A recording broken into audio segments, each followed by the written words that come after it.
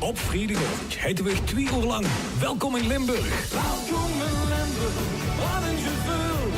Met muziek van Limburgse bodem. En dan zweef ik met die golden hemel. Kom lekker melken, breng die nog. Iedere vrijdagavond van 7 tot 9 uur. Op Sien Limburgs.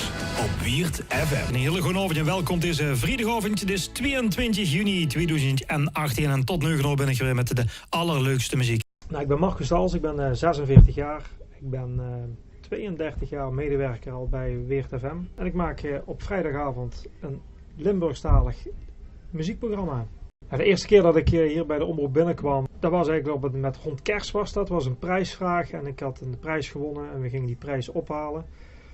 En ik vond dat wel interessant, allemaal die platenspelers, bandrecorders. Ja, dus ik denk, ja, daar ga ik eens een keer vaker kijken. Dus de zondag daarna ging ik weer kijken.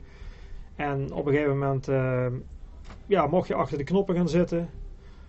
En toen mocht je gewoon techniek gaan doen. Cursus gevolgd en uiteindelijk gewoon terechtgekomen als programmamaker.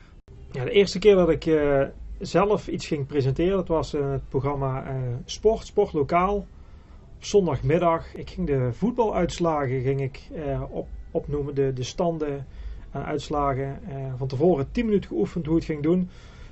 Ja, en toen moest je het gaan doen. En dan is het gelukkig, gaat het allemaal goed. Maar je hebt wel de zenuwen dat je de afkortingen van al die voetbalclubs, de puntentelling, de scores, dat je het allemaal goed zegt. Dus het was best wel spannend om dat de eerste keer te doen.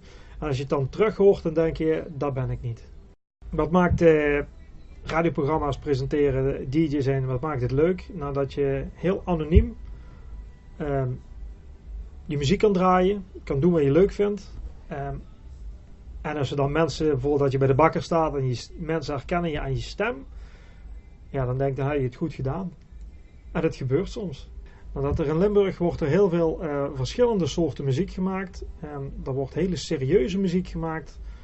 Hele gevoelige liedjes dus, maar er wordt ook rockmuziek gemaakt. Er worden jazzyplaten gemaakt, maar er wordt een hele hoop hoompa muziek gemaakt, zoals ze dat mooi noemen.